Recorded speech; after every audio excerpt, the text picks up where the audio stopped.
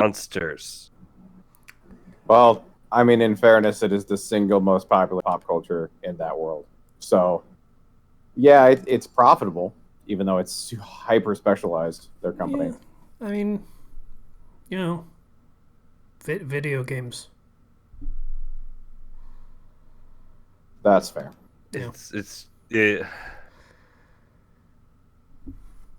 Let's pioneer new tech. There's a whole virtual reality arc in the Yu-Gi-Oh anime. I just remembered,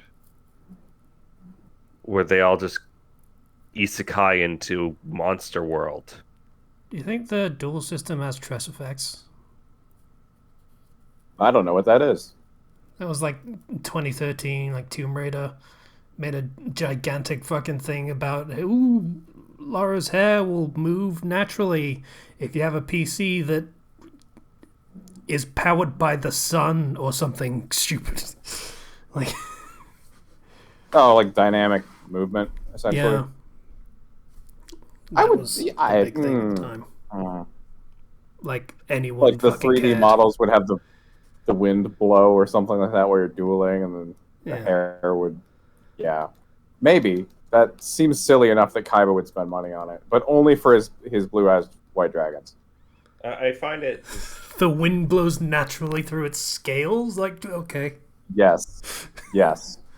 The one thing that I do think is interesting about frickin' Yu-Gi-Oh though was the whole like 4 Kids dub being like, I send you to the Shadow Realm. Never say And- die. and- And all that. Yeah, and I believe there was like an original manga of just dual monsters, which was There was.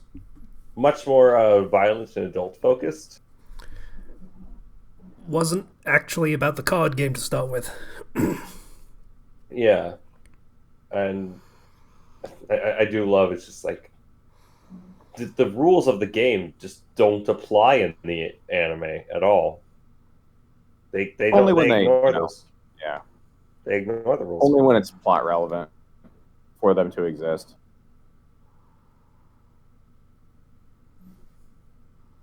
Yu-Gi-Oh! Stupid. It's a card game that has lasted so long that it's one thing to have like fusion summon, right? Then you have synchro summon. And then you have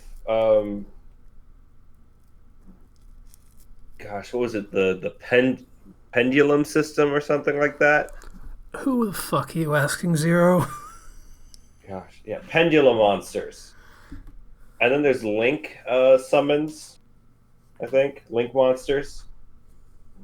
And it's just add more and more and more mechanics, and like that game is just unapproachable. In my experience. Like there's the XYZ stuff as well. And it's so complicated. This is why card games sometimes just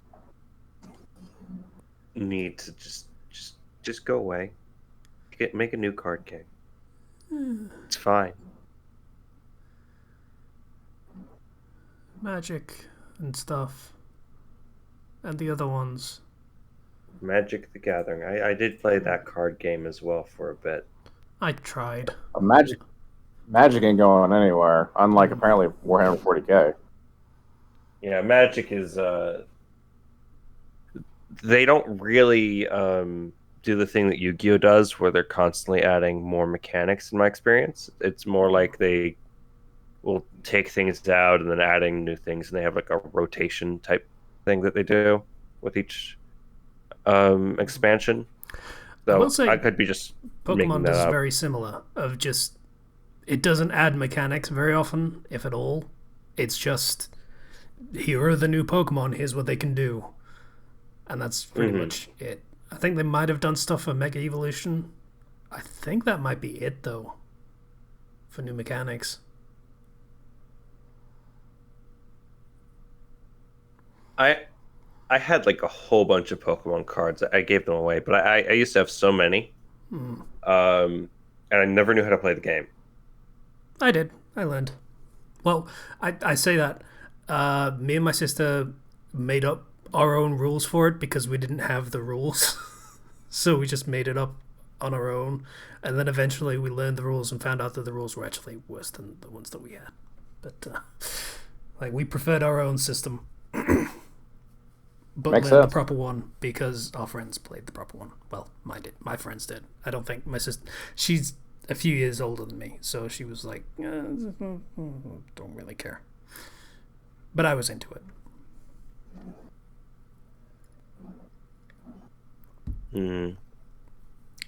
Pokemon. Went to a trading event once. Begged my dad to go. Wow. And, yep, sat there with about 20 kids who were all desperately trying to get rid of their Zubats. Yep. Nothing of value at that event. Not really.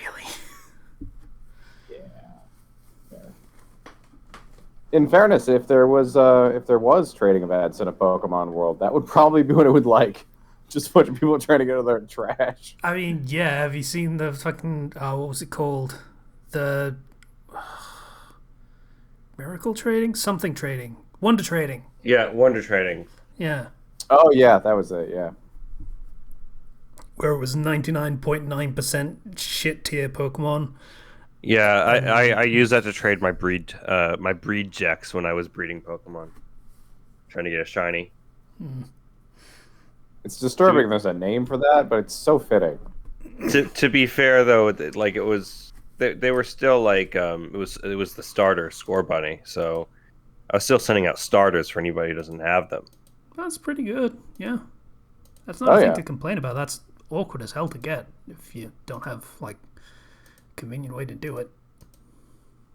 But for some people, it's just like I want to get a shiny this little bug type over here. Let me just breed 2,000 of them. The shiny system is awful. Oh yeah, it's real bad. Oh So yeah, bad. Yeah, it's straight up monstrous. Like, Do you want to really go? bad. Do you want to go clear the entire Pokedex so you have a slightly higher chance of getting a shiny? Shiny Pokemon as a system is literally just poaching. It's get the fucking white rhino so you can have the pelt. Okay.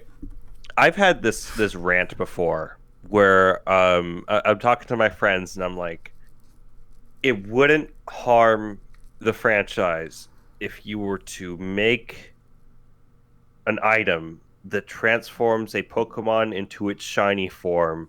I don't care if I have to like farm a little bit to afford a currency for that item or whatever, but if that item just simply exists, that saves way more time than trying to get a shiny by abusing the heck out of Ditto. Here's the thing. While that would be fantastic for, again, 99.999% of people, that last 0.001% of people are the loudest, most obnoxious piece of shit motherfuckers who would not stop raising hell about that. I put in so much effort getting these shiny Pokemon, and now these scrub lords can get them for free with ease without wasting 2,000 hours. Yeah. I Don't just cancel student debt. I had to pay so much money.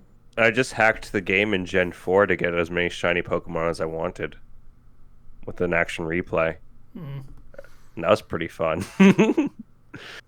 But like, you know, I don't care that much to spend multiple days just focused on running around and hatching eggs over and over and over and over again. It's not fun. I would rather die. I'm not exaggerating. I would rather die than have to sit there doing that. Yeah, it sounds pretty terrible. It's the same thing with like I've had a lot of problems with the whole IV EV system, and they've taken some steps to make it easier. Like, oh hey, here's this item you can use to just get perfect IVs, and oh hey, you can reset your Pokemon's EVs, and then just buy all the medicine stuff from the shop that you need in the perfect quantity, and get in perfect EVs as well. Like it's a little bit of a pain in the butt, but I mean it's doable. I mean that's an understandable trade. Is like, okay, this is kind of a pain in the ass, but like I want the perfect Pokemon. Like it's doable. It's just annoying. Yes, and I've been able to do that to several Pokemon of perfect everything. But the whole shiny thing, there needs to be some more quality of life improvements to that frickin' Pokemon franchise. It just gets so frustrating how dated everything is.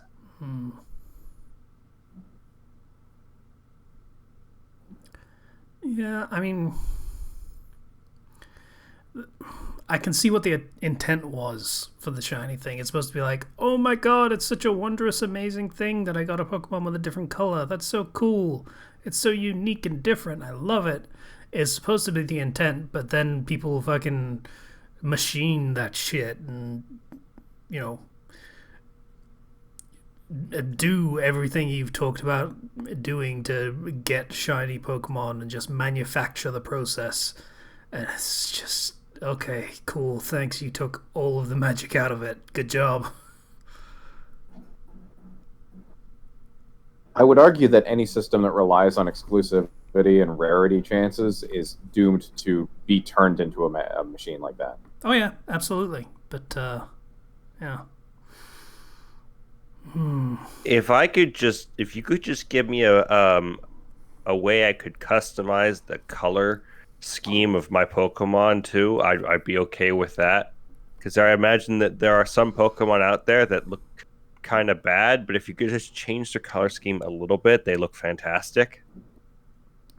I believe that's called animal cruelty. If you tattoo your animals. Well, I mean, like, XY had a whole thing, and more elements of customization to make your Pokemon really feel like, this is my Pokemon or something, that would be nice. I realize it's not exactly an easy thing to ask for, but I am talking about the franchise that has the most money on the planet, so who am I asking? True. Yeah. Business works by getting the most money for spending the least money. Sad but true. I just want to be wowed by Pokemon again. They didn't show off that whole Pokemon Legends thing at E3. Because last time they showed it off, it had a very, very terrible frame rate. And I was talking to my friends. I was just like, I would very much like if they could show off that game and restore my confidence in it with like a smoother frame rate that doesn't look like a slideshow at times. It's been 2 months since it was first revealed, or it had at E3. Like, that feels like a lot more work to fix than the time that was allowed for them to fix it. Yeah. We haven't really seen much on Pokemon as a franchise recently, except for like Pokemon Unite. They launched that MOBA. And also Snap, and also the remakes. No, I'm talking about like new like news, because they haven't done because we didn't see them at E3 for like a Pokemon Direct. So we know the remakes exist, but we haven't really seen footage of it since its initial release. And we know Snap came out. When did that come out? April. Yeah. Still need to play that. I played it for a bit, but I haven't been in the mood to play it lately. It's fun. You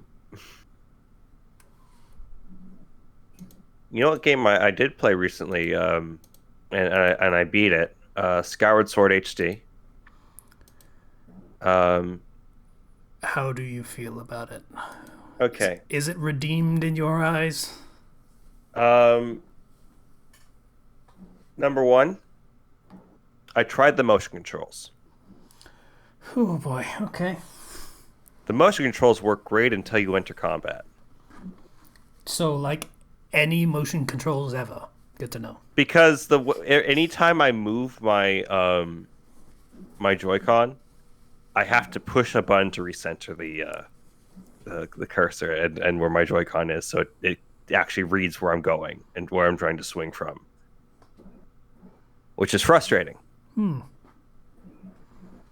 I did actually get my special Legend of Zelda Joy-Cons though, and those look really nice. But I ended up playing the game. I'll actually send a picture in the chat so you guys can see my fancy Joy-Cons. But I ended up playing the game with the controller, and that definitely played just a lot better. Let's see, there's a Joy-Con. Oh, okay. You've sent pictures of those before. Yeah, pretty cool. The Zelda themed ones. Yeah, they look really nice in person, like very nice texture. But using an actual controller and controlling where my swings can go erases a lot of that game's difficulty. Because I can just quickly go in the right direction, and I have the ability to react quickly and to do what I want. And I feel like I'm playing the game. Sometimes it's too easy, but sometimes I feel like I'm playing at its intended difficulty, which is kind of weird because the game starts you with 6 hearts instead of the usual 3. I noticed that, and I was like, okay, that's weird. And I know there's some people who are really big fans of Skyward Sword because it has, in their opinion, the best story, and there's so many charming elements to it. I think the story is okay. I think the game is the least impressive 3D Zelda game. And harsh but fair. Okay. I'll give an example. I am playing through the game, and I get to this part where there's this giant sand sea. And there is a boat that has a time stone on it. By hitting the boat, I revert the time around it in a certain radius back to like thousands of years ago when the sand sea was an actual ocean. So the boat can then float, and I can go through this whole thing of exploring this little sand sea, and I have this boat, and it can boost, and it has a cannon and everything, right? And it's really cool. There are 3 stops on the sand sea. One of them is this little area that has this fun kart riding little thing, which that you have to go here for the story. And it eventually ends with you just going through a few rooms with some enemies, making it to the end of the line, and then you refight a previous boss and getting a reward from that. So you just keep moving on. And yeah, you move on again to another area. This is a few puzzle rooms. And then you move on to another area, and you go to every single area because the entire game is very linear, just by giving you a very wide area to explore in this particular section. And then you find the invisible sort of ghost ship that you're going after, and you have to use your dousing mechanic to locate it. And then you shoot it 3 times, and then you can now board the ship and do the ship dungeon. And then That's just kind of like a lot of wasted potential, honestly. Like, and it's then like you're really cool mechanics, but if you only use them once, like, it doesn't matter. That's the thing. There's a lot of mechanics and cool things that they only use once, but then there's things that they'll reuse multiple times over and over and over again. And so there's a lot of wasted potential of like, I'm expecting to get into some sort of battle or something of note with the fact that the ship has a cannon. And there are like a few enemies that are static and don't move in the sea that like you're like, oh hey, I see that enemy. But as you carry like a bubble of time with you, the second you move past them, those enemies just despawn. Oh. So it's probably more efficient just to sail past them and let them die from time? Yes. Hmm. There's no optional areas in this large sand sea to explore. There's no hidden secrets. It's all just a bunch of linear mini dungeons to get to the actual dungeon, which is a pirate ship, which is actually pretty good.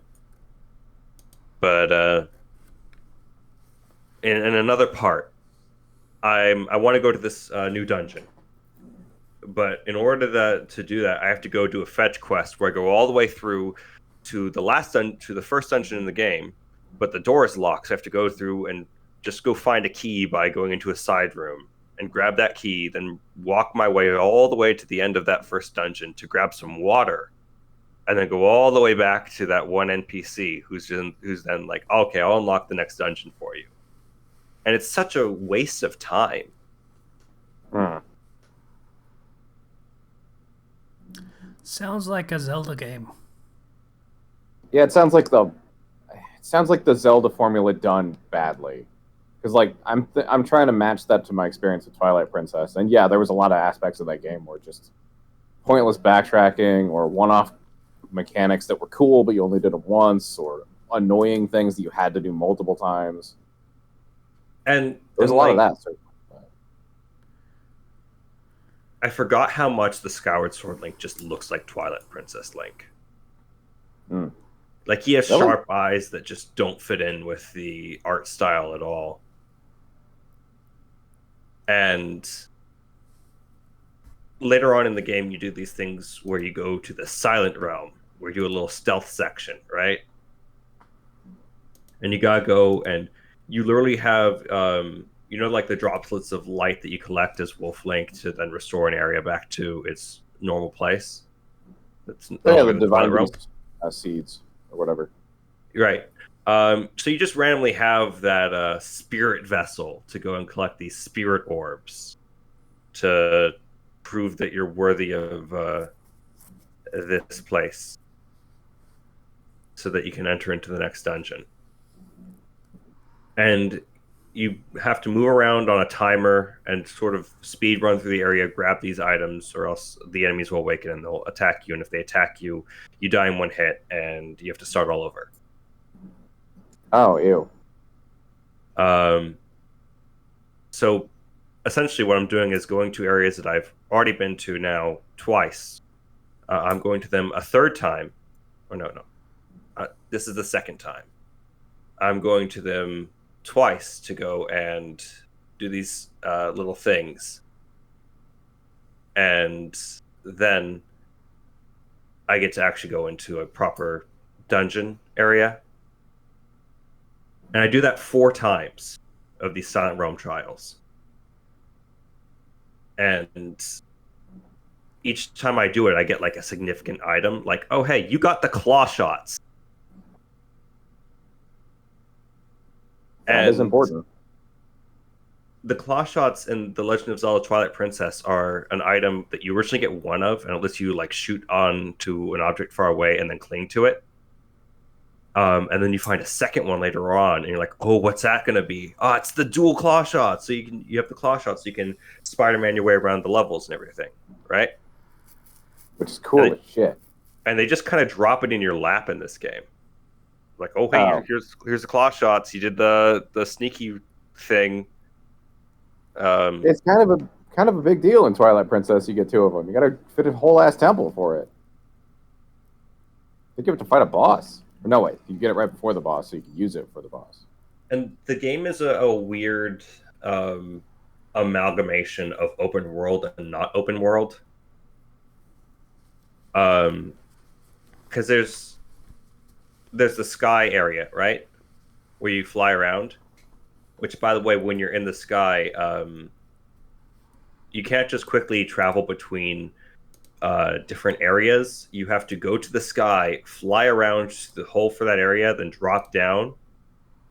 And flying is pretty slow, just in general. And not very fun, especially with motion controls. With motion controls, it's really hard to fly. With a controller, it's okay. Yeah, I'm it's able to not too have bad with a controller. some amount of fun, but the sky is empty. The sky consists of one island that is plot related, an island that has a bar or like tavern on it, and two islands that have mini games on them, and then your hub island. And that is it for the sky area. There's a bunch of little rocky nothing islands that have chests on them, which you can go activate those chests by going and finding these goddess cubes that you hit with your skyward strike. That unlocks a cube. So then you have to go back up to the sky, fly around for like 5 minutes to go find it, grab the chest. Yay, you got another bottle. Awesome. Yay, you got 50 rupees. Cool. But it's empty. And I don't know. I could definitely feel like the game was really weighing on me the further and further I got into the game. Because there's the early dungeons are pretty bad, but some of the later dungeons are actually pretty good. It's just everything between the dungeons that just isn't fun to play. Oh, the open world but not open world part. Yeah, and like there's side quests as a thing with some of the people, and that's fine, I guess. You get gratitude crystals, which then you give to this monster dude, and he'll give you things like an upgraded wallet. But I quickly found that because there's so many ways to make money in that game, and if you know what you're doing, materials are easy to come by. I quickly upgraded all my items, and I quickly was able to buy out everything I needed from the shops. So I say quickly, but the game's not exactly a long game, so it was getting near the end when I cleared everything out. But I felt like there could be more, and that's kind of that game in a nutshell. Is I felt like there could be more. They stuck very. Normally, with the other Zelda games, there's something that shakes up the formula of the Zelda formula. There's something different or unique, or some very powerful trait that really separates it. The issue is Skyward Sword limits itself with the motion control gimmick.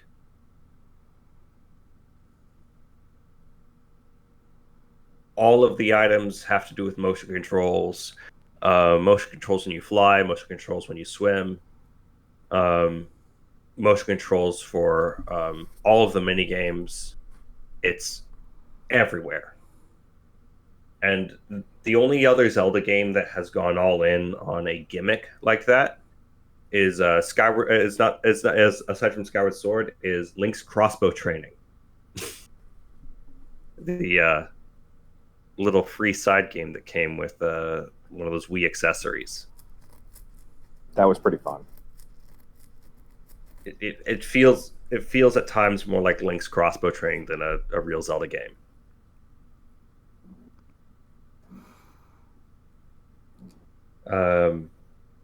So I was disappointed in a lot of ways, but at least I can put that into words now. That's good. That does actually help. But the game does have, yeah. Everything that you've been saying for the past 15 minutes was basically just me listening to you discuss Zelda games in general. So I think the conclusion we can draw now is, hey Zero, everything that you hated about playing Skyward Sword, that's how I feel playing any Zelda game. There we go. Mystery solved, I guess. That's fair. Yeah.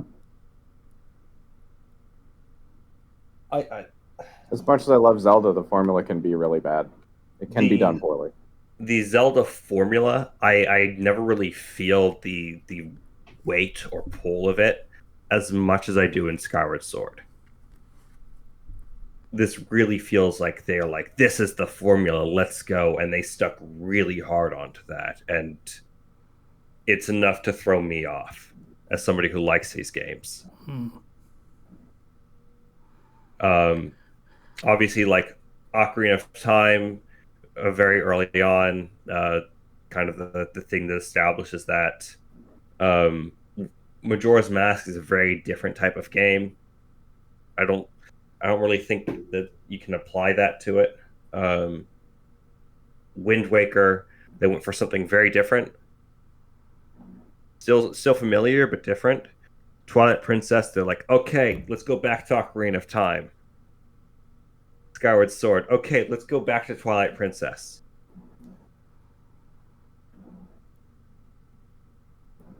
And it shows. Yeah. But the ending sequence and like some of the boss fights are still really fun in Skyward Sword. Okay. I know, but Let me I ask know, about something in specific. Okay. You said some people think that this has the best story out of the Zelda games. Yes. Thoughts? Okay. This is the first Zelda game that I remember to allow you to have dialogue options. They don't really mean much, but you have them. Story-wise, it is pretty strong because it is the thing that is at the beginning of the timeline. And it's all leading up to the payoff at the end, which is the fight against the progenitor of all the Ganons and whatever, known as Demise. Which is a really cool sword fight at the end of the game. Looks amazing in HD. But the whole thing with this game and story is that this game just has more story than some of the other Zelda games. Just flat out, of like actual Zelda dialogue and going into a bit of the lore of the setting and stuff like that. I don't know if it's necessarily better though than everything else. Fair enough. Because more is not always better. This is true. Because I think anyone that's watched all of Naruto, including filler, would probably agree with you wholeheartedly. There's some really great storytelling in like Wind Waker, for example. And I really like a lot of the characters in Twilight Princess and their relationships and how that kind of goes. I like Midna a lot, right? Your companion character is Fi in Skyward Sword, who is the spirit that dwells within the Master Sword. And in the original game, she was constantly annoying and would always remind you if your battery was low and would show up unprompted to everything. Whereas now, in the HD release, there's like a little icon of her, and it'll like blink and make a little sound whenever she has something to say, and you can just choose to ignore that. That's amazing. You can be like, okay, you can shut up. I'll talk to you later, right? Fi is boring. I remember feeling sad when in the original Skyward Sword when Fi had to be like, oh, I'm gonna go sleep inside the sword forever. I'll see you later, master. In the HD re-release, I've noticed that her dialogue is tragically pretty boring, just all around. Was it more interesting before? I don't. Well, I was a kid when I played this last, right? Oh, well, fair enough. Yeah, Zero's Babby. Right, because this game came out freaking 10 years ago. Like, I was 16, I guess, and I was always the type of person to be like, yeah, like Spear and the Sword, that's the coolest thing, and I was really invested. But there's a lot of nostalgia for this game. And there's a lot of nostalgia for all the freaking Nintendo games and everything, right? But like,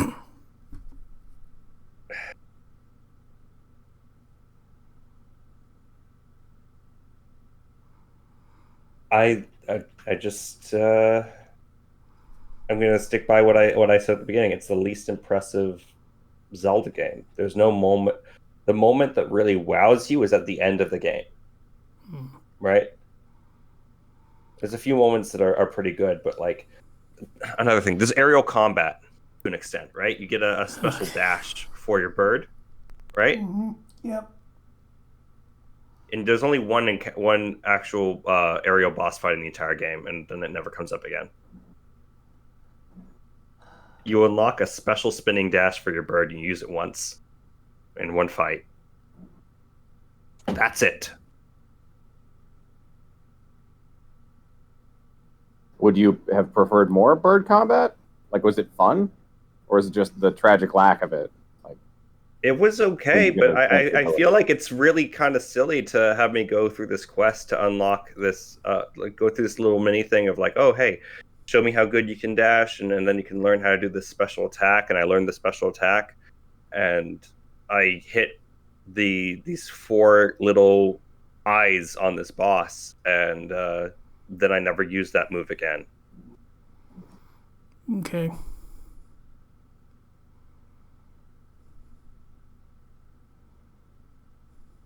Anyway, I'm sorry, I've ranted about this for a long time. Yeah. Yep. It's been about 20 minutes, yeah. Yeah. So, Zero, I'm going to ask a favor of you right now, if that's okay. Yeah. Could we not talk about Zelda ever again, or at least until Breath of the Wild 2 comes out? Like, I realize I probably can't stop. Like, if I tried, you would physically come here to strangle me so that you can talk about Breath of the Wild 2. But until that comes out, can we just not ever again, please? Okay, next time I talk about it will be when there's a new trailer or something. But I had the wind up for this rant coming. Okay. I mentioned in advance I was going to get this game, and yep. It's insulting that this game is full price. Yeah, well, that's Nintendo for you. That's how they do.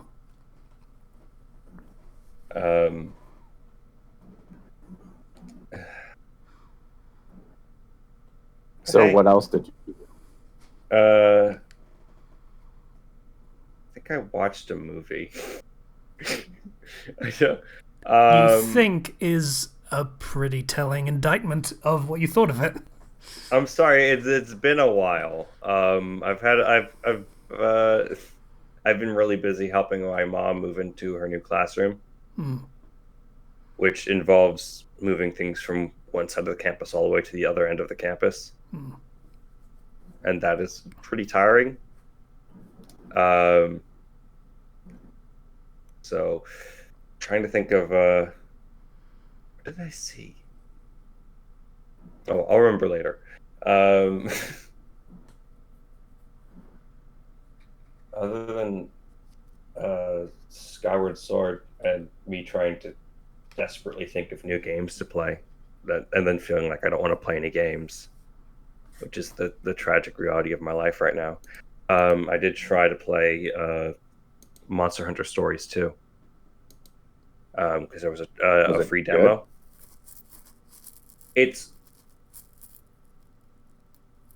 It it was a case of the game is very cute artistically. I'm playing on the Switch though, so the frame rate does suffer a bit. I don't know if it's a stylistic choice, but that looks like the frame rate does suffer a bit in cutscene and with characters moving and stuff. Essentially, Monster Hunter Stories 2 is go into a monster den, get that egg. Oh, it's a special rare baby egg.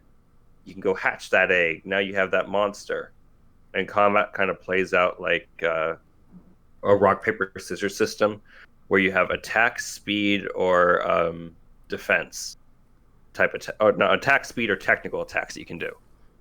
So if you use an attack, or power, power, speed, or technical. If you use a power attack, and they use a technical attack, you'll have like a head-to-head clash with that monster because your character is fighting alongside a monster. So you have your monster going on their own sort of auto-attacking sort of turn. And if you win the head-to-head clash of the rock, paper, scissors with that monster, then you can build up a gauge, which then allows you to ride on the monster in combat and do special attacks and stuff like that. And you also have skills, and every type of weapon has a different damage type or different types of abilities they can use. And you can freely switch your weapon or your monster in combat to another monster that you have. Cool. It's very Pokemon-like. But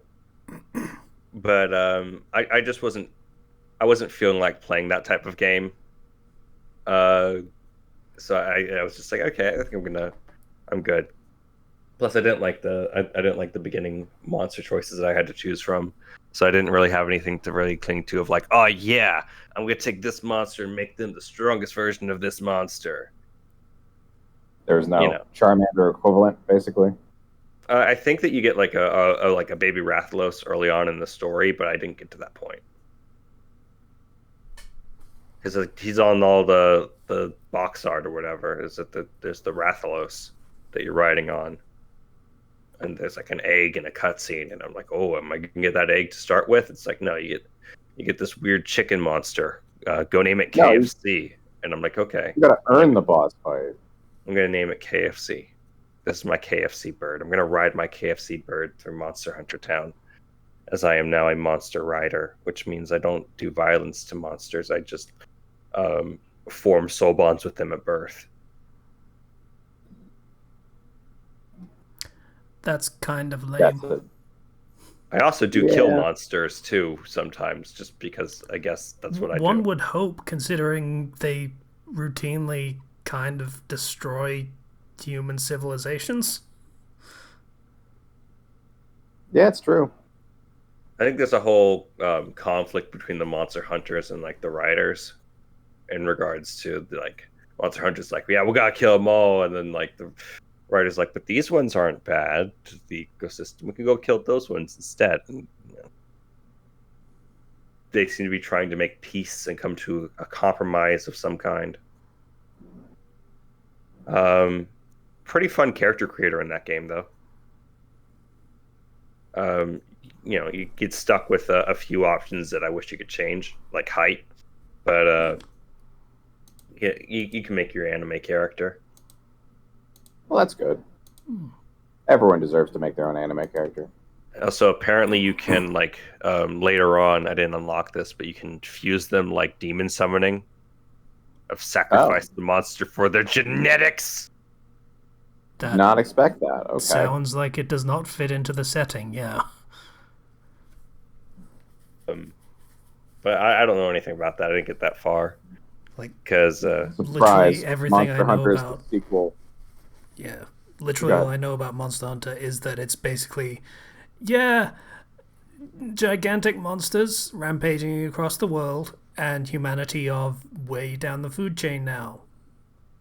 Everything else is basically normal. Yeah, it turns out Monster Hunter is the sequel to Monster Rancher. Who knew? Yeah, they were too good at the ranching.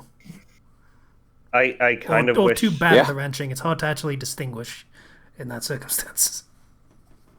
Like I know that Good the point. designs are in Monster Hunter Stories 2 are very stylized and animeized and whatnot, but I don't like the designs of a lot of the Monster Hunter monsters that I'm presented with early on, and just in general, like there's some that are really cool, but there's a lot that are pretty lame. So, mm, that their poster boy is a wyvern though. You like wyverns? No, fuck dragons. Yeah. It just made me sad. Except, wyverns aren't technically dragons, but They're scaled flying lizards. I don't care.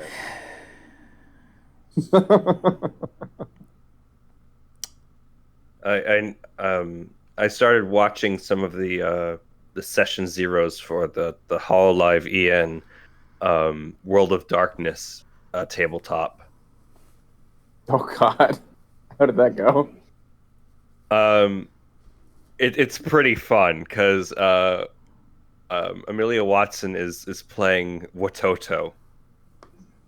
Watoto is a literal goblin slash gremlin who sells drugs.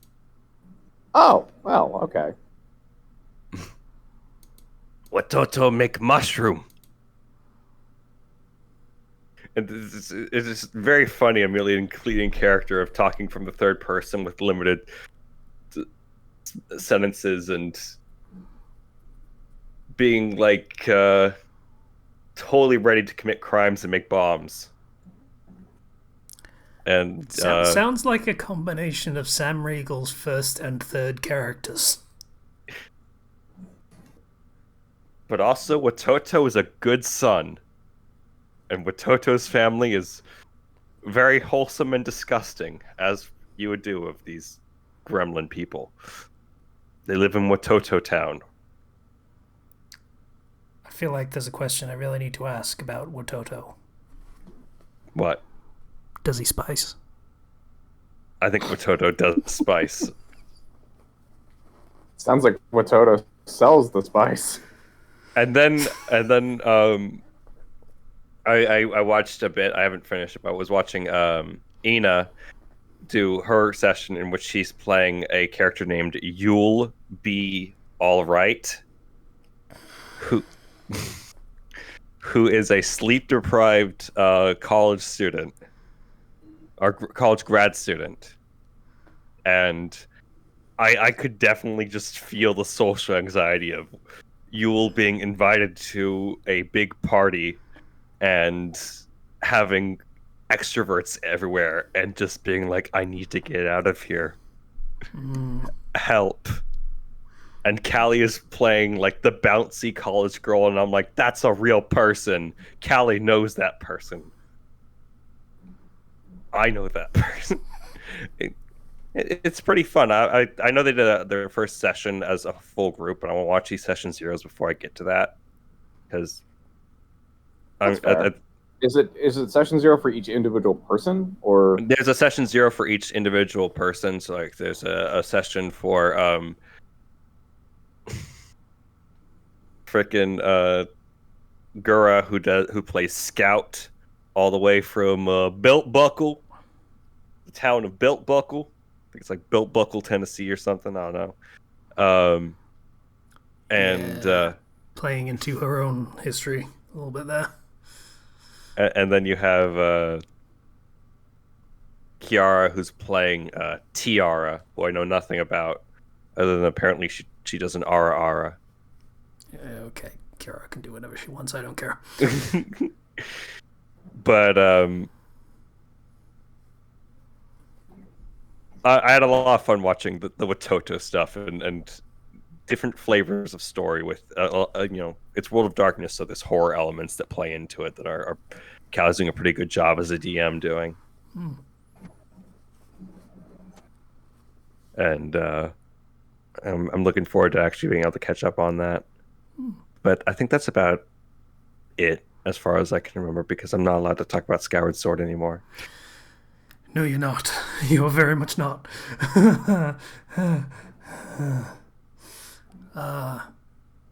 So how's it going? Hey, how you doing? Pretty good, How's the honestly. hip? Great, actually. I've fully upgraded to crutches now, so that's been fantastic. Yay! Opposed to getting around on a walker, which was torture because I move very fast in my day-to-day life. Yeah, Zimmer frame's not exactly conducive to speed. It is not. I mean, you can go fast on it; it just doesn't work super well. I mean, if you go fast on it, you're kind of not using it properly. Yeah, pretty much. So yeah, that's great. Honestly, it's really nice to be able to get around in a more reasonable time frame places. On the gaming front, I decided to really give Surge 2 another try because I kind of bounced off it the first couple times I tried it, and actually beat the game, which was surprising. That game is honestly really good once you get used to the mechanics. You just kind of have to accept that the game just doesn't work if you fight more than one opponent at a time. Just the combat is not set up for more than one person or more than two combatants, being you and the opponent. So I made the mistake of trying to go back and play Surge 1 after I beat Surge 2, and oh boy, it's clunky as shit. Yep. There's a definite reason I didn't play much of this game, and oh boy. So absolute credit to the developers. The Surge was one of the early converts to the Soulsian gameplay style. To its credit, it tried to do some interesting things, but yeah. Ooh.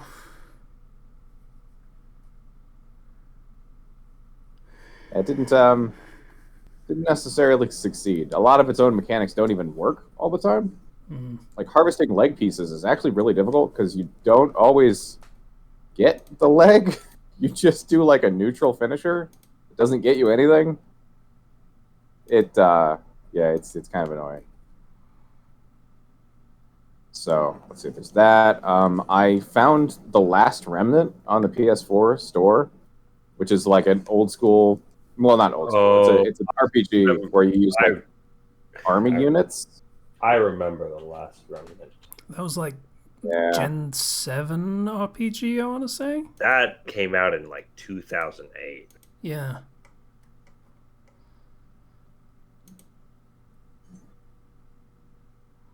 So haven't played that yet because I didn't want to play a new game while we were doing the podcast and finish downloading like 10 minutes before we were record.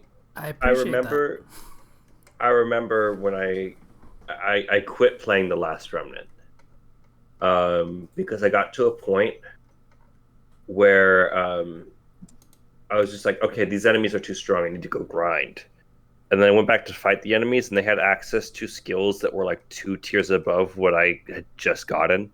And then I realized the difficulty scaling was just really screwing with me. Yeah, I wouldn't be surprised if it was clunky in weird ways like that. It was from an awkward period of gaming.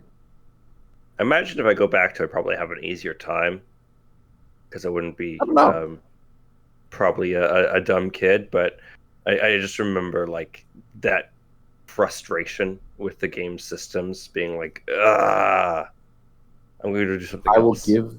I will give you an assessment next week. Yeah, so, I'm interested to see what you have to say. And so I hope it's good. Honestly, I do actually have fond memories of it. It's an interesting world and it's an interesting gameplay style. But I remember not actually finishing it for some reason. I remember the world was definitely very interesting. The gameplay was very unique. It was just get to a point, just can't progress for me. Yeah. So let's see. I don't think I watched anything. Oh wait, no, I finished Loki. Oh right, Loki. yeah, that is fully released and ready to watch for anyone who wants to watch it. It was really good, honestly. That show is, I think, my favorite of the shows they've released so far. I would agree with that. Yeah. I wish it was a little bit longer, but I appreciate that it was succinct and to the point. And it's getting a season 2. Yeah, I would hope so. Which, I wasn't expecting a season 2 because none of the other shows were getting a season 2. But yeah, that did surprise me. But the description of the last episode is like in the finale of this season. So I didn't even see that. I only saw at the very end. It's just like Loki will return in season 2, and I was just like, okay, season 2. oh, that is. This feels really petty to complain about, but it's my only complaint with this series is that some episodes have end credits and some don't. I think 2 of the 6 episodes have end credit scenes.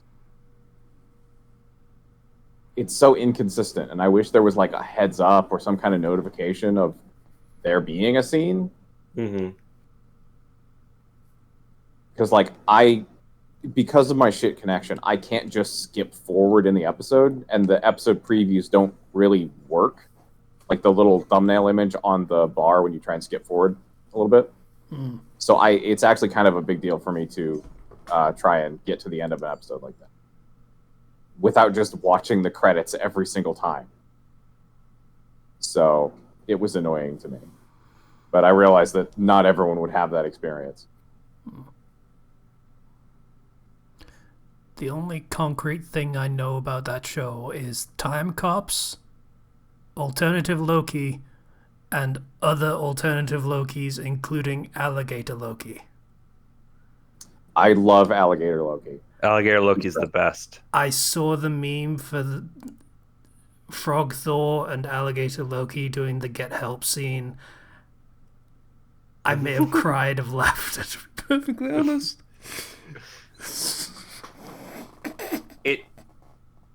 The show feels very comic booky in a good way. Yeah. And it has Also, so much budget. Yeah, oh yeah. So much. I mean, they used it well. Like, no part of it looks good but terrible, if that makes any sense. Mm-hmm. I love Old Man Loki. Both his appearance, his fighting style, and just conceptually. Yeah. Like, I know a lot of people were like, oh, Loki survived. Obviously, he made a clone when he died. When Thanos didn't snap his neck, he snapped a clone's neck, or a copy or whatever. And so, like, that being made into a person is really cool. They really do just dig into Loki as a character, and the show really elevates him into a main character position, I want this Loki to win for once. Yeah, I really appreciate the kind of like overarching theme of like, yes, you can change as a person. You are allowed to change. You just have to, fight for it. Technically, Loki won in Thor 2. And that lasted for not very long. Also, years. nobody watched it, so did he really win? I mean, he was Odin for like 4 or 5 years. Built a statue of himself. That's fair. Okay. But that's not exactly what he needed as in terms of like a win. That's what he wanted. Yeah, but it was a win. Yeah, well, it was. It was a win. I mean, if he didn't need it for his character development. If you want to be technical, sure, he won that, but Thor 2 sucks. So I went back with my friend Don, and we went through to after watching Loki to be like, okay, I'm going to show you a bit of the Loki tidbits from Thor 2. and we skipped through that movie. Because the last time we tried to watch it, we gave up about 5 minutes in. Yeah, that's fair. And just every time Thor opens his mouth, it's like, who is this person? He was written weird. It's been a long time since I've seen that movie. Thor doesn't sound like Thor at all in that movie. He sounds like what somebody thinks Thor sounds like, if that makes sense. He sounds like what Loki thinks Thor sounds like. Huh. Are you Like, telling me that Thor 2 was Loki doing another play, but this time it's a movie? I could totally The buy events? that. I could totally buy that. It's just nothing that Thor says has any life, and everything he says, it feels like some edgelord wrote it. It's Okay. so. If the ending of Thor 2 was it to cut back to Loki's room and him smashing action figures together, I would have fucking loved that. That would have been great.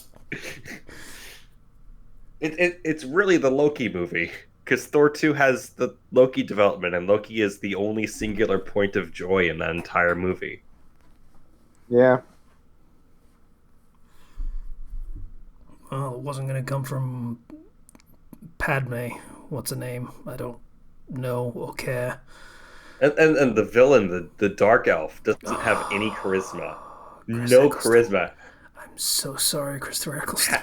Has an Give him opportunity to say a nothing. one-liner, gets no dialogue for that one-liner or that like thing that would, I don't know, cement their presence or something. But it's just you wasted the actor.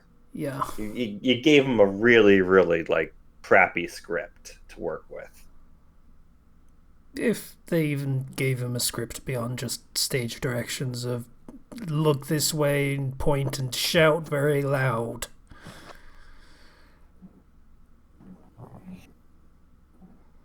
I'll admit, ever since I've seen the Plinkett reviews of the Star Wars movies, I've always been curious how much direction actors are actually given in any movie that has a lot of green screen in it, or CGI or whatever. It depends on the director. And if that, and how much that accounts for the quality of the movie, if it happens to be good, bad, or whatever. It depends on the quality of the director and on the temperament of the actor. Because if they've got a good director, then a good director will know whether the actor needs the direction.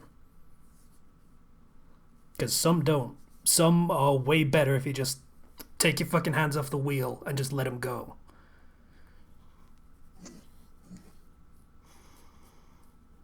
That is true. I mean, they hire big name actors for a reason. It's not always just name appeal. They're good at their job. What were we talking about? Oh yeah, Loki. I need to watch that eventually. Loki. At some point. I would recommend it. I mean, fully. It's a really good series. Maybe this week. I don't know. And it's short, too. Only 6 episodes. Anything else, Liza? I think that's it, honestly. One of my controllers is dying, so that's kind of sucks. It's not that they won't charge or the buttons aren't working or anything. It's the right thumbstick keeps like pulling to the left, and so like that's my camera button. So I keep like spinning in a circle occasionally. Yeah, stick drift. Ugh. Yeah. That I got that on an Elite controller, and it's technically fixable if you're willing to put a fuckload of work in. So that cost me the price of another controller. So that's Oh wow. Yep. I feel like you can just get another controller at that point. Yeah. That's what I so did. I mean, I bought a new controller. That's what I was saying. Oh, fair enough. Okay. I thought you were saying you fixed it, but that's how much it cost you. That would have been just silly. No, practically speaking, me trying to actually fix the controller would just put me out a lot of hours trying to fix it and end up with a broken controller out anyway. So. Fair enough. But a while back, I bought 3 more PS4 controllers because we were going to have company over and I wanted to multiplayer. So I have excess controllers. It's not a problem. It's just like I like this controller, so Yeah. it sucks. I have a gold one and then a camo green one that I like alternate between, and those are like my go-tos of all the ones I have. And so it's my camo green one that's dying, which is surprising. I expected the gaudy gold one to die first because that was like a special edition PS4 or whatever, and then I just found the controller at like a used at GameStop or something like that. I have a gold PS4 controller. It has lasted me for surprisingly long. Yeah, like okay, so that's the thing that throws me off a little bit. Like I started gaming mostly on Xbox, but when I got on Xbox, I was that for until the Xbox One, and then the One was the one. So I switched to PS4, and Xbox controllers wear out so fucking fast, and so I expected, and it's worse for like specialty controllers like that. Like if you get the COD controller or whatever, you got that thing for a month. And so I don't know. I guess I was expecting the gold controller to wear out just immediately. Like it was like, just something pretty to look at. I dropped my controller pretty hard on like the wood floor, and one of the triggers like got jammed in or like popped in at a weird angle, and I was able to just pop it back and fix it. Like this thing just survives everything. Mm-hmm. It's so nice. It's so nice to have game systems that are durable again. Like you could literally hit a GameCube with a sledgehammer. It would work. It was great.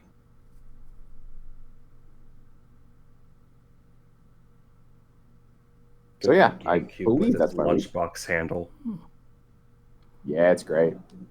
We need more game systems with handles. God damn it. Yeah. No, we don't. No, we don't. Yes, we do. Even if they're completely pointless, I want handles.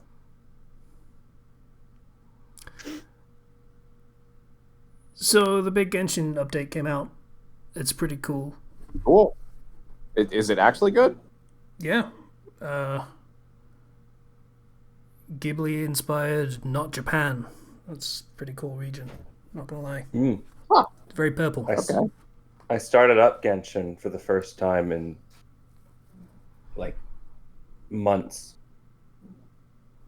and then I rolled like 2 or 3 times, and then I stopped playing.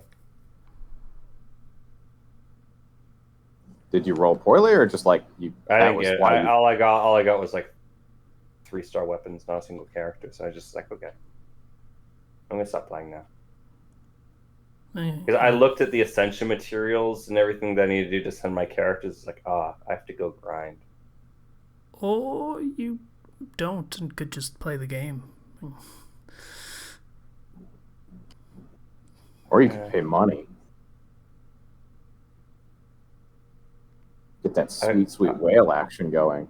I already grind enough in other games. I don't want to go. Well, I could play the game and run around. But... saying you literally don't have to grind. But all right. Okay. Well, you're probably right, but I'm in a weird mood with video games lately. I don't know how else to put it. Like, there's a very specific type of game that I want to play, and I don't think it exists. I mean, we're willing to put a shitload of hours in a game that won't be mentioned. So I maybe not. I so think I trusting might in be your judgment feeling. at the moment. I might be feeling fatigue from Skyward Sword at the same time. Maybe just a tad. It's that may.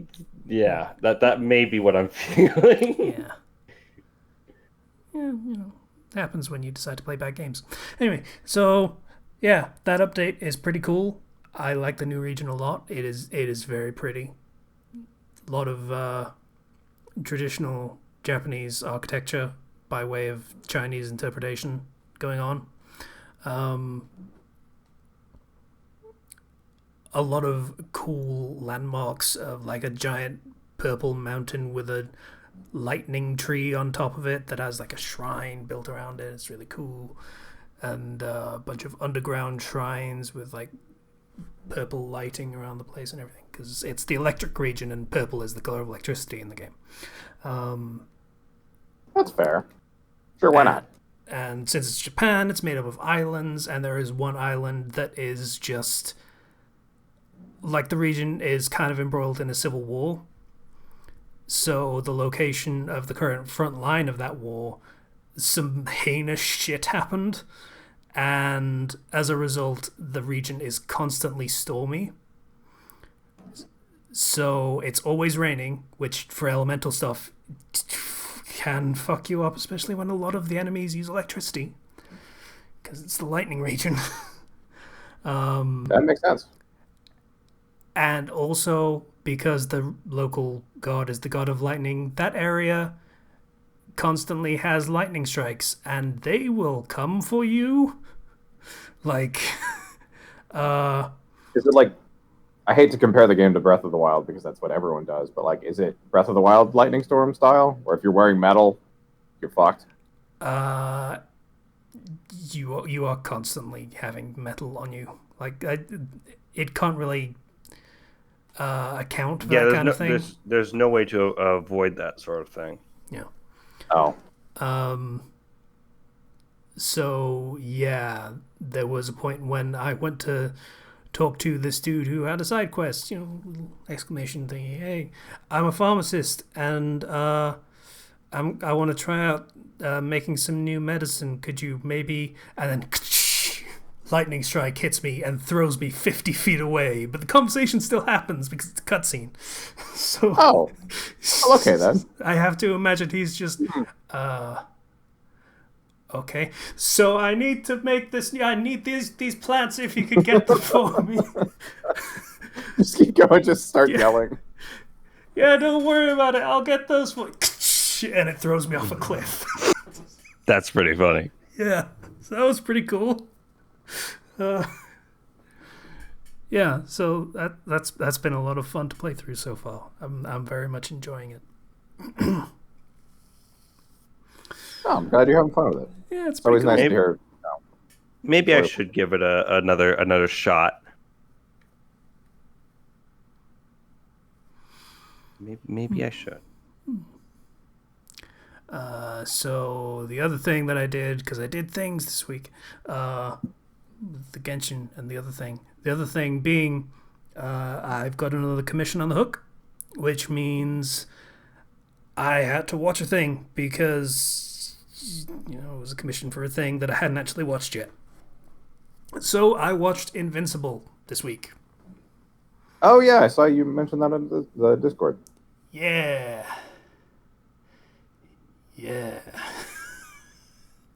That is a show. It is.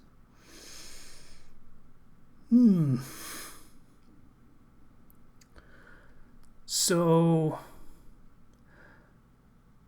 okay, we're pretty much coming to the end of the episode. So I'm going to say this is probably a good time to say, hey, this is going to be spoilers from here, unless someone hasn't seen it in this podcast right now. I've seen it. See you well? I've seen it, yeah. Oh, okay. I mentioned it before. Oh, okay.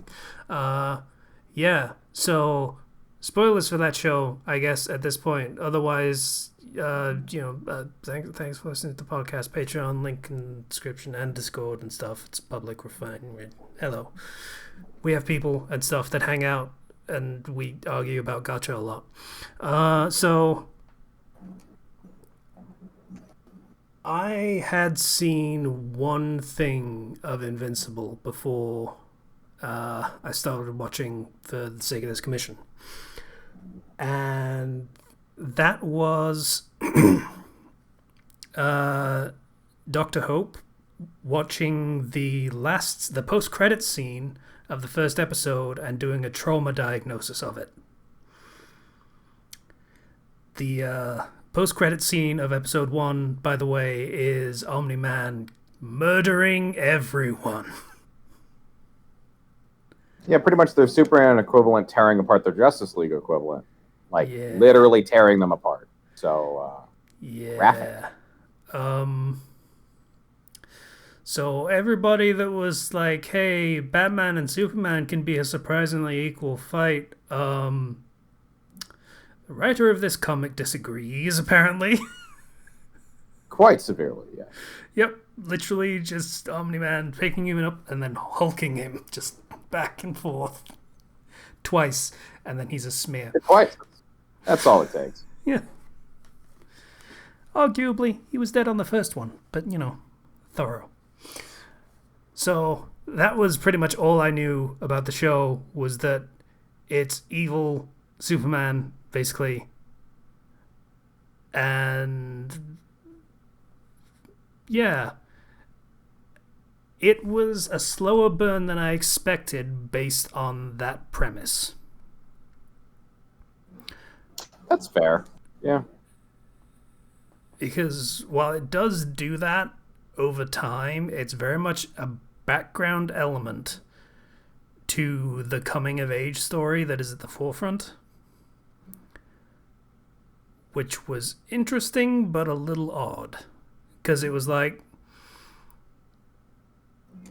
for most of the first episode, it's literally just that of him becoming a superhero. I want to be like you, Dad, and all that stuff. And that's fine. But I'm actually watching Blind Wave do reactions to it, and one of them was like, yeah, it was fine, but it's all stuff I've seen before. And it is. I mean, it's, if you've seen the Spider-Man origin story, you've seen this like 6 times already. Including the bully that, accidentally outdoing the bully and stuff like that. It was fine, not especially interesting, and then the turn for the post-credits scene. And I was like, okay, this is a different kind of show. Except it's not for most of it.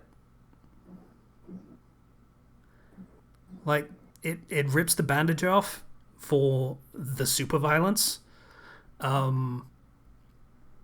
But other than that, it's still just a coming-of-age story for most of it. Yeah, it's a real slow burn with that, what would be the overarching plot. I mean, most of the series is just kind of Mark's development as a person.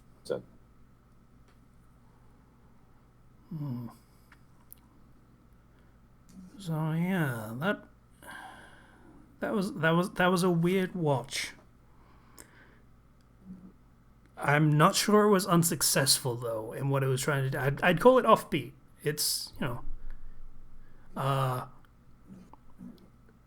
which is a good phrase for it, because offbeat doesn't mean bad. It just means unusual in execution. So yeah, it was focusing on him and his growth as a person and as a superhero. But with everything else, because we saw the big turn before he did, we just sort of have the anticipation of what's going to happen. I think, I'm trying to remember who said it. I think it might have been Hitchcock. I don't know. It might have been someone else. It's entirely probable that it was someone else. But it was like, for how to do suspense, like, you can have 2 people in a dining room and they're having dinner, and then suddenly it explodes. There was a bomb under the table the whole time. That's surprising, but not especially interesting. But if you show the audience that the bomb is under the table, then for the entire time that the scene has them having dinner, you have the audience knowing that something is about to happen.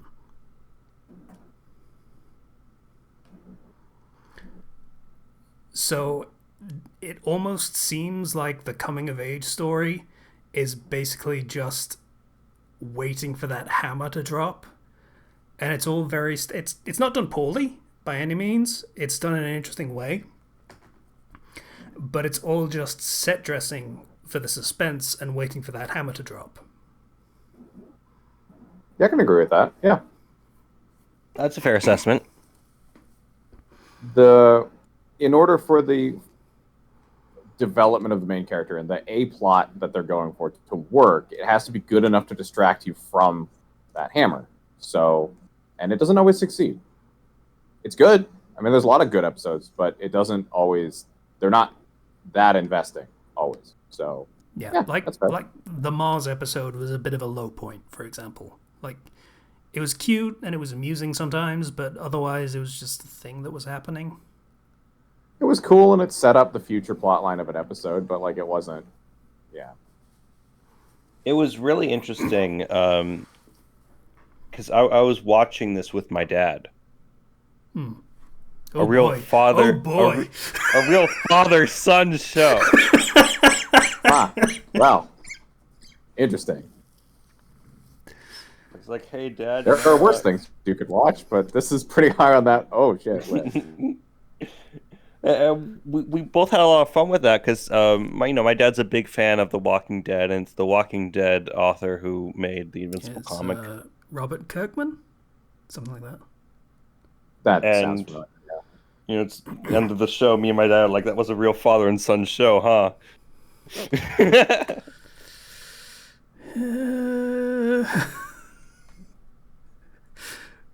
So, hey, you're not planning on, conquering the planet, are you? Cool, okay. Good to know. Please Thanks, don't Dad. use my face to smash up a train. That's the most traumatic thing. Is That was so bad. That one That's- didn't hit me very hard, actually. It hit him It's pretty just- hard. Well, yeah. Well, it didn't. you're Is the problem. You're invincible. Let me show you just how invincible you are. And it's just And how non-invincible everyone else is. oh, like they really they want you to understand. I think that this world of heroes is very much a real thing, and this is the world that he's gotten to know, and the fact that he's different, I guess. It's like, how do I put this? He is the classic sort of between two worlds type thing of, you are part this, but you're also part this. But at the same time, he goes from being the role model that he respects the most in the world, turning out to be the exact opposite of everything that he wanted to be as his role model. You kind of need to establish what he wants to be and where his story takes him for that payoff at the end of. Now we can see how he stands up against his father. They both had expectations of each other that were wildly off base. Mm-hmm. And you can see even early on, especially early on, just a lot of the true face, like the mask slipping off the dad every now and then. Yeah, he snapped at his wife a lot. And you see him trying to like put on the nice guy act, and I'm like, this is an abuser. This is like somebody who mentally, like, that's a sort of tactic that like an abuser does, or like with trying to smooth it all over, and it's fine. I'm not mad anymore. That sort of thing. So They I've known really sold that aspect. It was really Yeah. good. I've known people who have been in abusive relationships. And I was just like, oh, Yeah. This hurts Oh, you no. because it's familiar. Oh, yeah. I think it was something like him saying, "Did you just talk back to me?" or something like that. But, Yeah. yeah. And his wife's like, where is this coming from?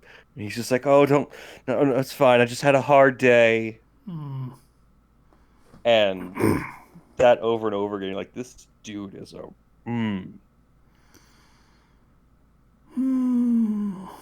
I can understand why he did it. Like, he's that type of person to just freaking murder everybody.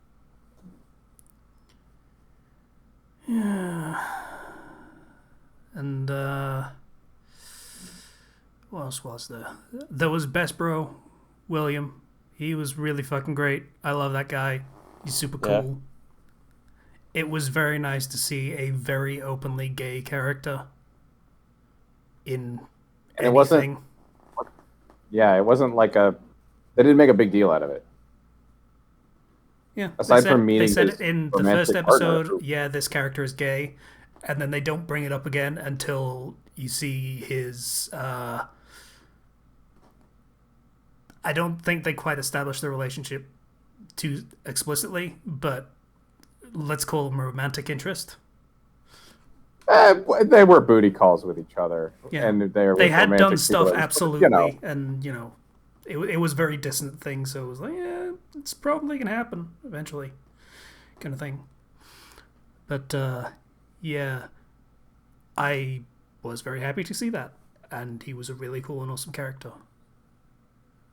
Yeah. The girlfriend, less so. She didn't really have much presence. Yeah. Are you familiar with the comics No. at all?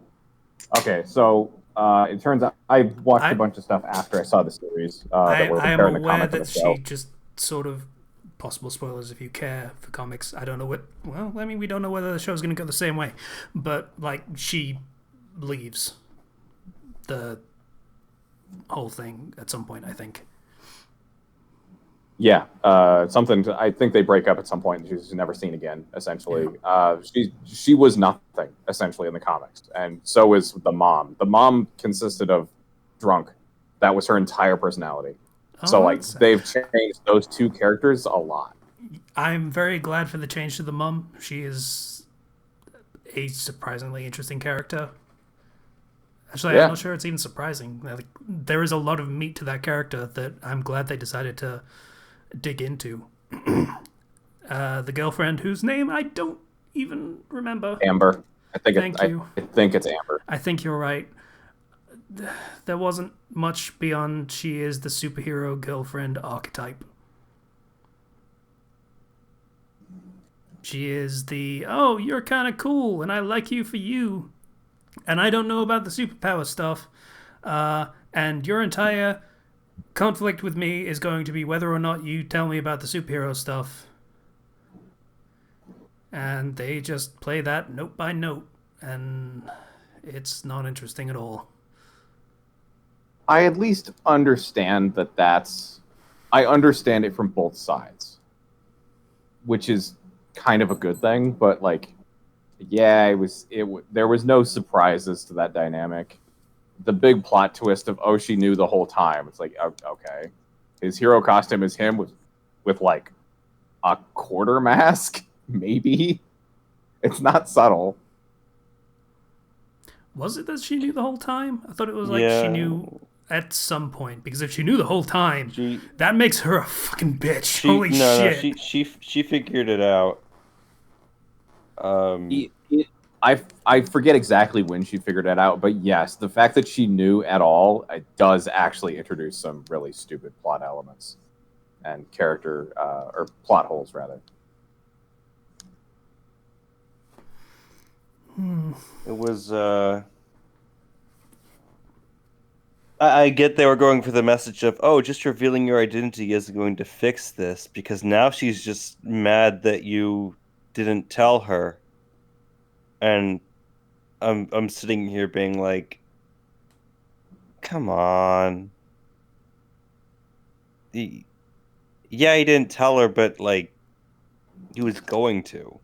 And then when he like also, that was directly after the college thing. Yeah, where bad things happened to people that were taken by supervillains. And she got mad. It's just like, how could you abandon us? And he's like, I would like as a hero, he went and he saved all of their lives, but nope, doesn't get like anything for that of just like, hey, I know you got it rough, but it's just, no, I'm gonna be mad at you anyways because you didn't tell me.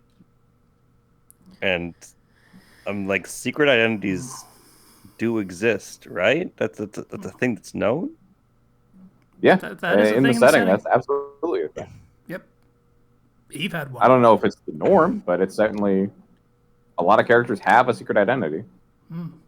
And this couple has been dating for like a month. In fact, Eve Yeah, it has was one. not very long. Apparently, even Omni-Man has one.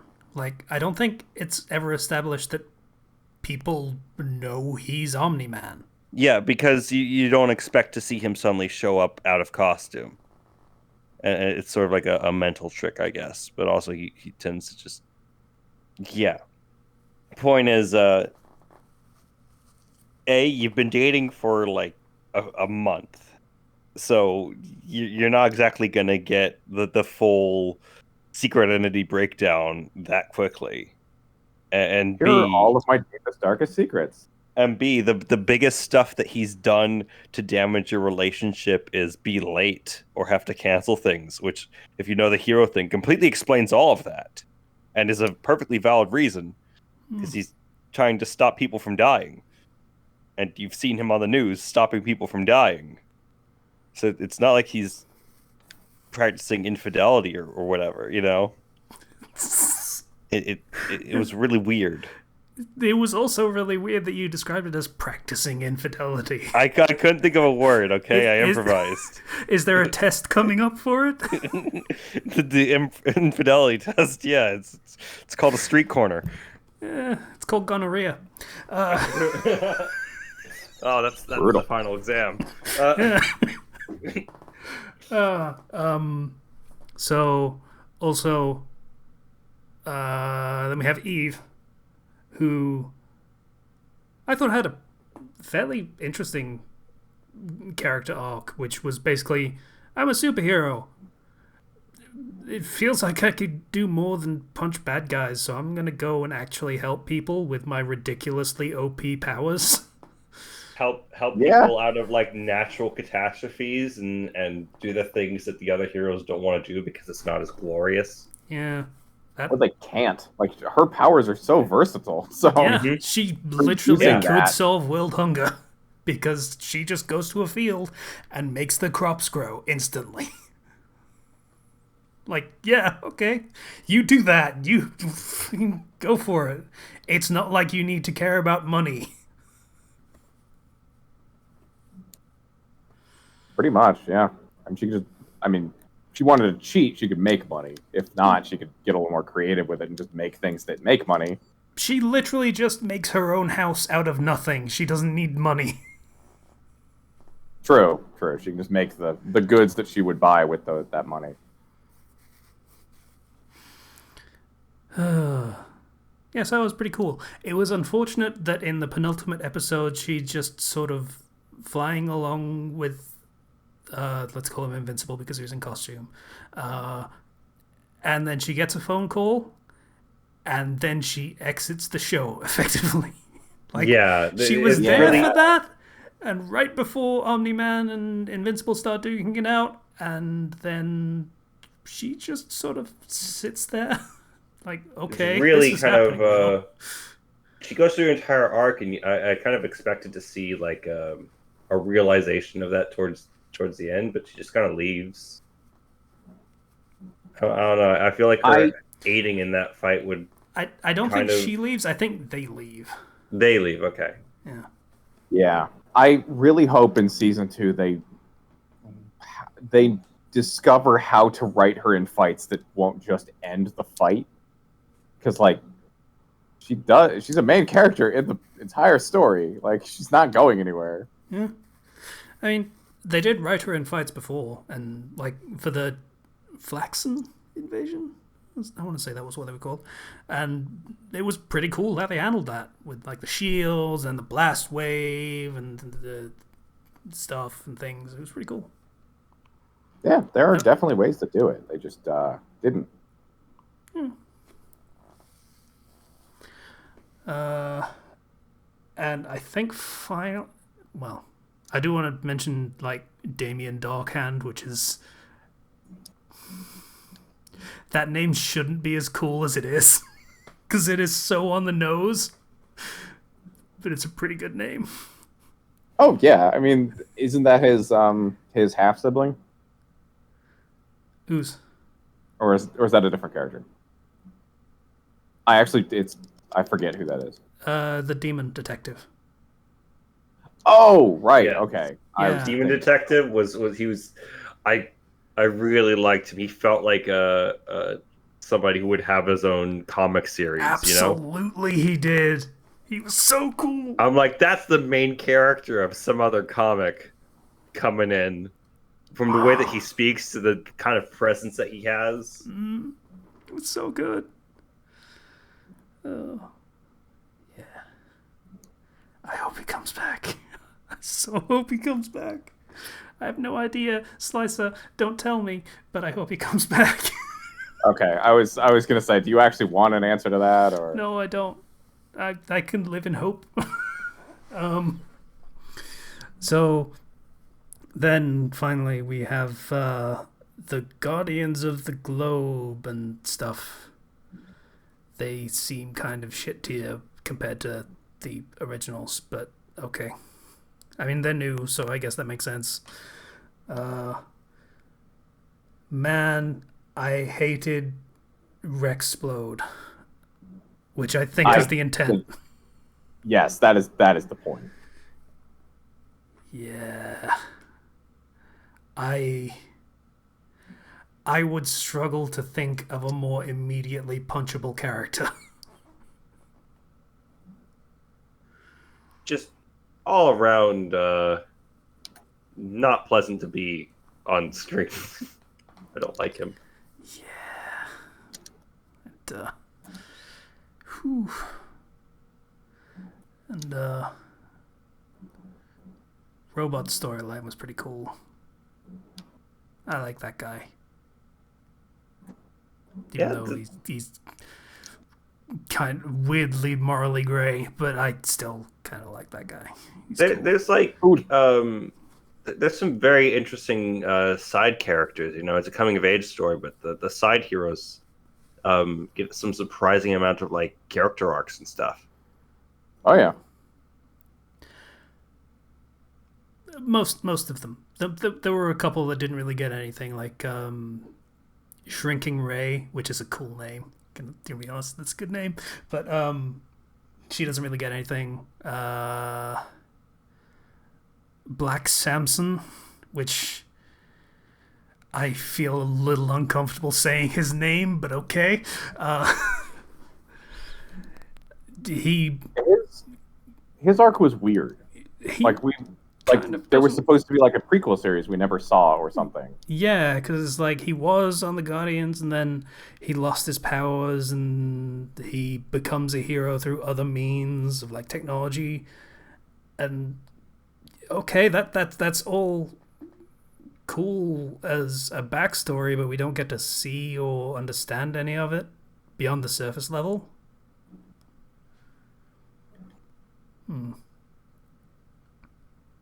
Yeah. And there was Monster Girl who I like the idea of it's a good her concept. Power. Mm-hmm. The character leaves a little to be desired. She doesn't have much. It feels like her character is, my power has demerit. Do you feel bad for my power yet? Do you feel bad for making me fight yet? And, that's kind of it, other than she gets along with the worst character in the show. Yeah, it doesn't do any favors. Yeah. And then there is Duplicate, which, again, great name, interesting power. Oh boy, I don't want to think about the mechanics of her power and whether it is Naruto-style clones where she gets the memories. Because, oh boy, has she died a lot. Her power is basically to die over and over again. I feel like I've seen multiple occasions where the one that I thought that was the original died, and the one that's left is a clone, and I'm not sure how to feel about that. As she said when she was fucking Rexplode, because apparently that piece of shit gets so much ass, they're all the real her. There is no distinction between the clone and the original. So that's so weird.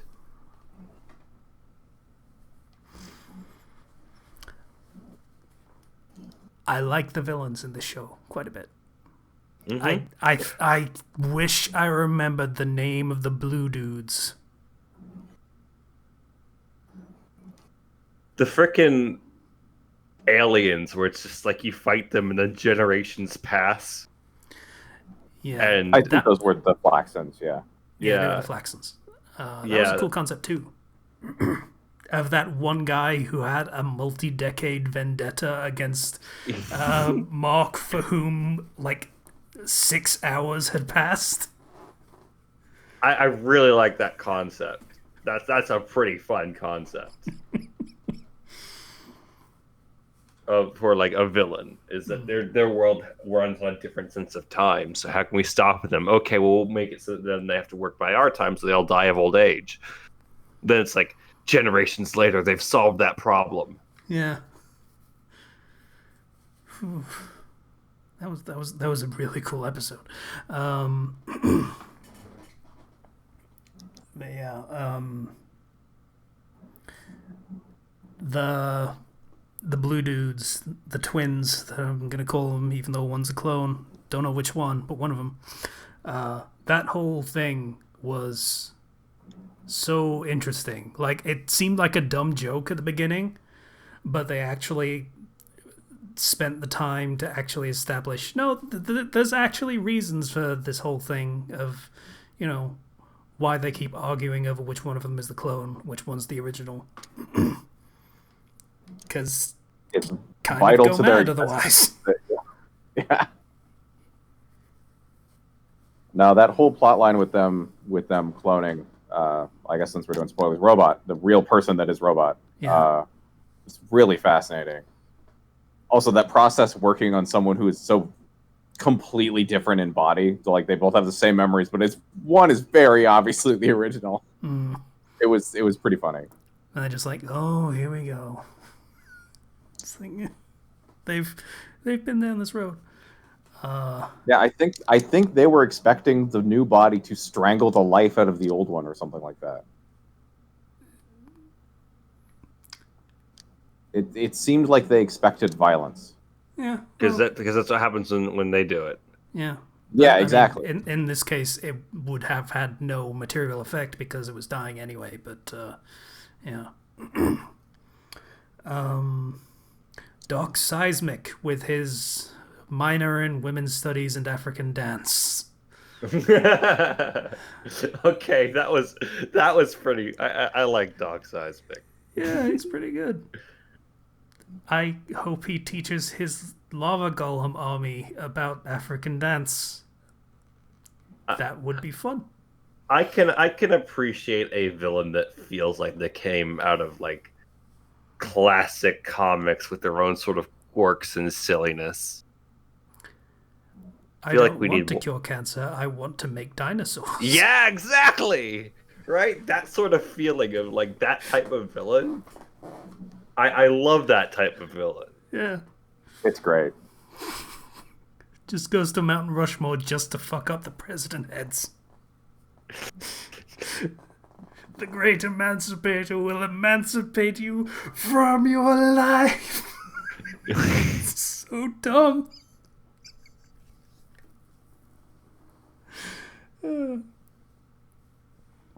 Yeah, feels like a weird note to stop on, but yeah, that was a good show. I enjoyed it all. The coming of age thing, like the overarching plot for that, it's all very standard. But there are so many good details in it that makes it more than that would be on its own.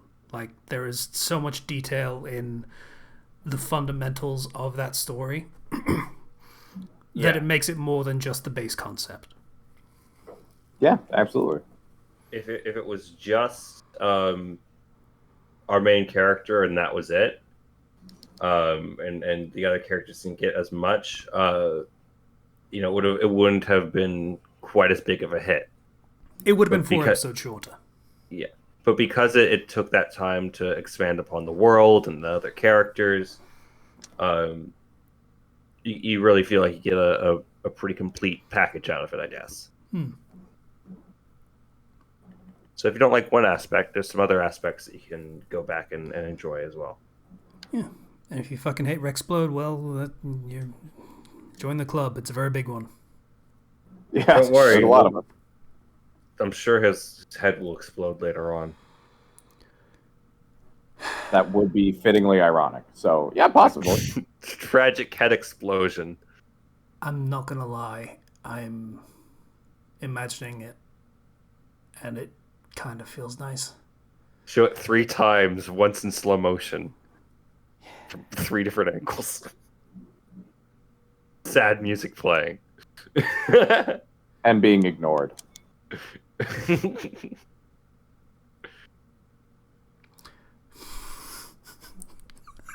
Anything else, Case? Have Doc Seismic do it. Put one hand on either side of his head and then lecture him on like how to treat a woman properly while shattering his brain. That would be...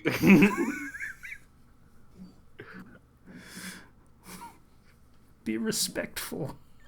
You clod.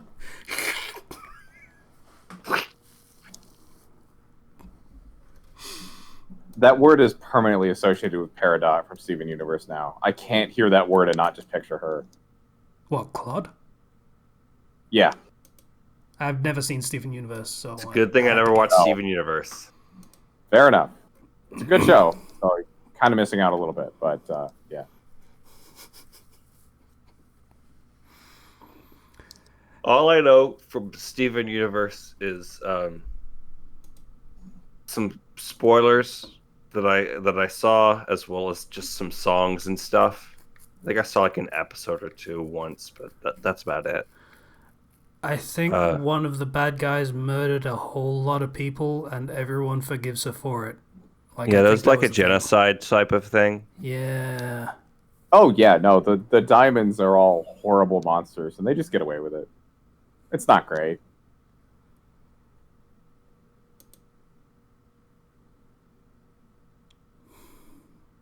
So, what's the ETA on Invincible Season 2? Because I'm kind of looking forward to that.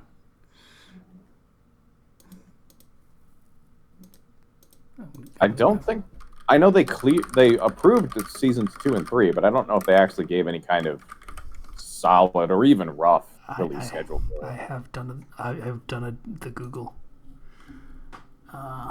What does the Google tell you? Sometime in 2022. Oof. Oh, hang on. We'd guess new episodes will hit Amazon sometime in 2022. Okay. I will wait That's patiently. so much worse. Yeah. All right. But that was a fantastic show. Well, there were moments that were fantastic. Overall, I would say it's great. Yeah, that's a fair assessment. So yeah, now I have to write a story based on it. So that's going to be fun. Are you allowed to say what the story is, by the way? I'm actually kind of curious. Do you remember the Fallout crossover I did with Song of Ice and Fire ages and ages ago? Oh, yeah. Mm-hmm. Yeah.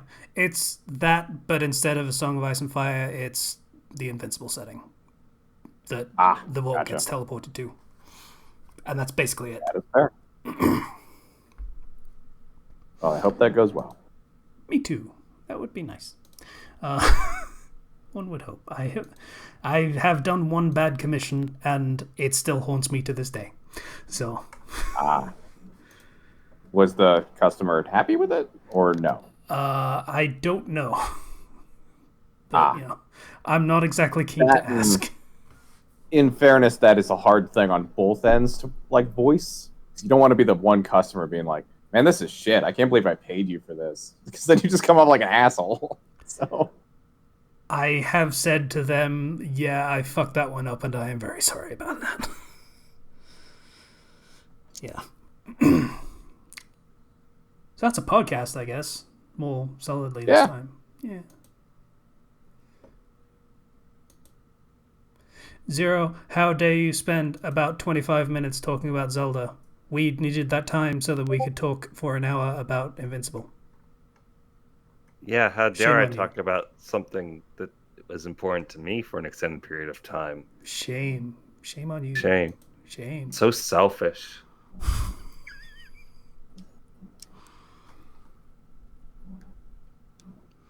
Oh, right. Ryu said I should talk about getting the B-bitch in Fate Go. So that's cool. I did that. Yay. Yay. So yeah, that's the podcast. Bye, everybody. Okay, I guess. Okay. All right. Bye. See you guys later.